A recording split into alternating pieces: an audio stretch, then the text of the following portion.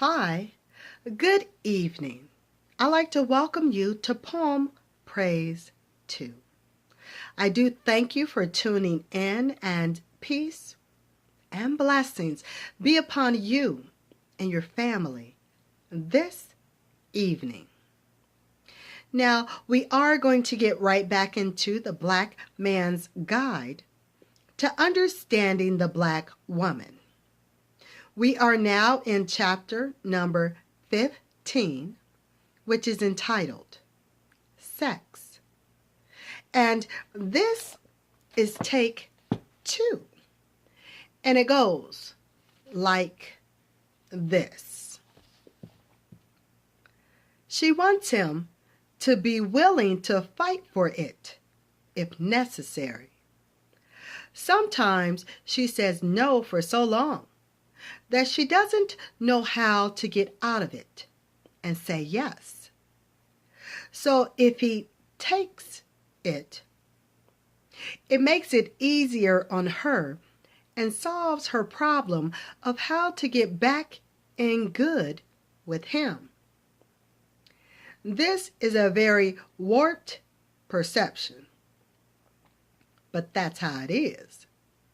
She does not mind being treated like she is the black man's property at that time.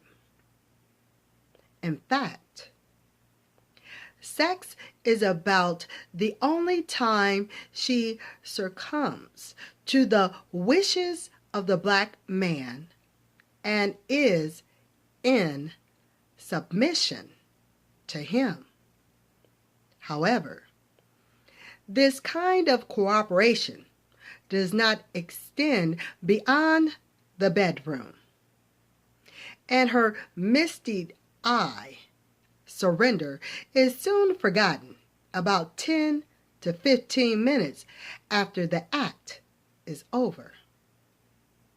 By the time she is dressed, she is back to her old self again. He still ain't right. It also is not always necessary for the black woman to reach a climax when she has sex with the man. What she longs for and enjoys the most is the closeness and direct attention she receives from the black man during the sex act itself. She has him all to herself, and he is connected to her body for the purpose of sheer pleasure, a pleasure she is sure he has never known. She actually believes that her vagina and body is the only aspect of her being that gives her existence any real value. She is at a loss as to why the black man would desire another woman after she lets him enter her body.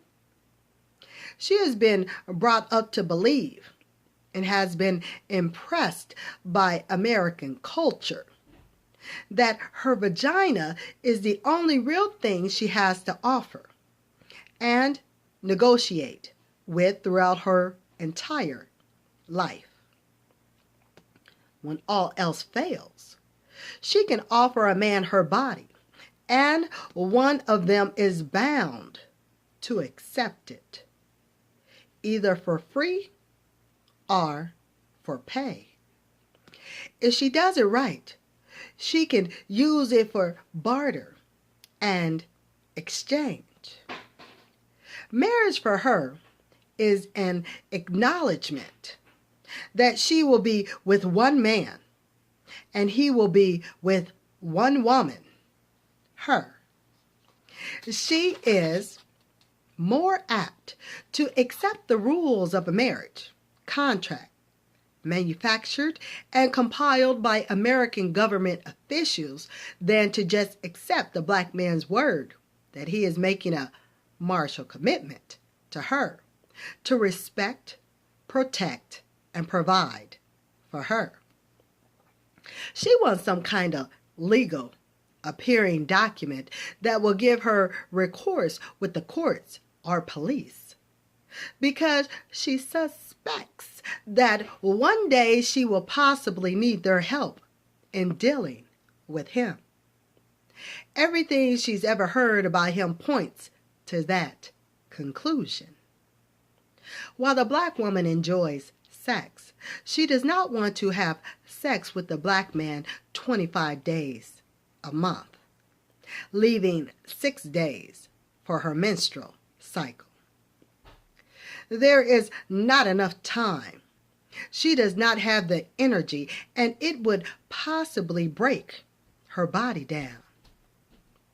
She can keep up with this pace if the sex is a quickie, but if it consists of the in-depth type of lengthy, thrown down blacks are known to share in bed, although she wants to, she can't. However, if the black man should do something or say something she does not like, she will deny sex to him for that particular night, at least. Depending on his reaction, the grudge could grow and last as long as she sees fit. She will run from him, sleep with the children, stay up until he goes to sleep, pretend she is on her period or sick, or say it's too painful. She uses these as ways to manipulate the black man into not wanting to have sex with her. She also may start an argument to ensure that he will be so angry or disgusted with her that he has no desire for her. She refuses to acknowledge sex as an individual appetite, akin to hunger and thirst.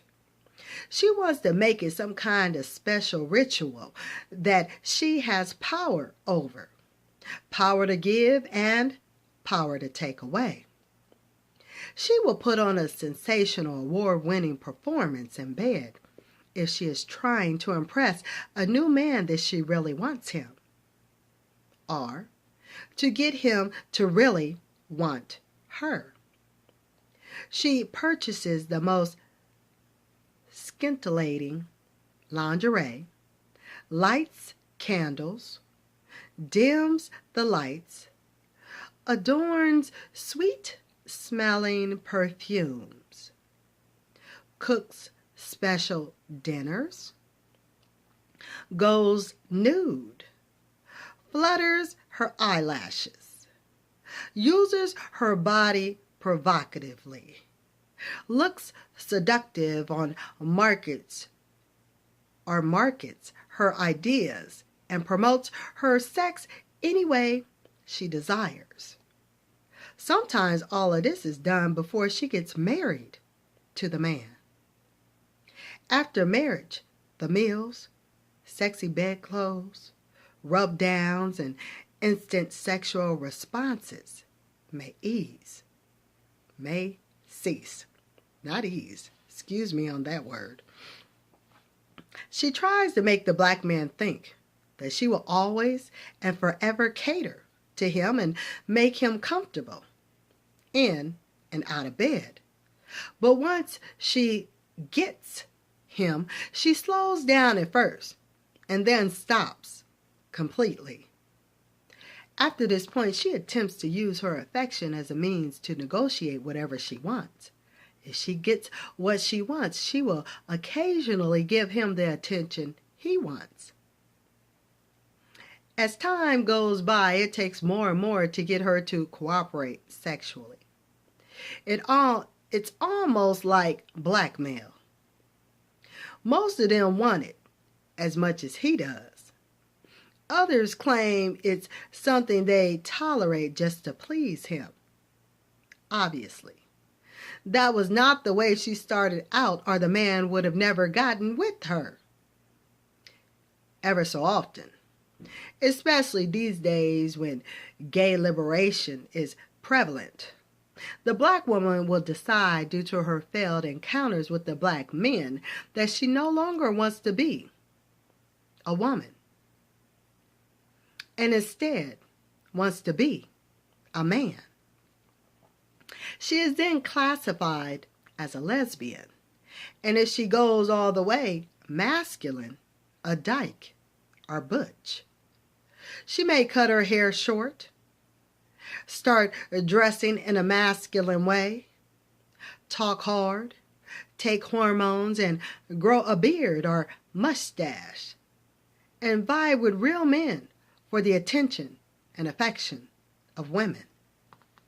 Her ideal is based on her belief that she knows how to treat a black woman better than a black man. She thinks she knows where to touch a black woman to make her feel good and how to satisfy her more proficiently than a man. She seeks to intimidate the black man by her presence representing an unfamiliar foe, and will become violent if provoked. She thinks that her choice is normal and that her desire to be a man and love other women is a genetic fluke of nature and one that she has no control over. She thinks it's physical instead of mental. In no way will she admit that her choice is a result of her absolute frustration with the black man. While claiming to hate men, she tries her best to emulate them in every way available to her. The lesbian black woman has arrived at her final limit and literally blows a fuse in her brain which blocks out her real gender and replaces it with a masculine role. Of course, just as male homosexuals, she overdoes it and makes herself a spectacle that is not welcome among civilized people.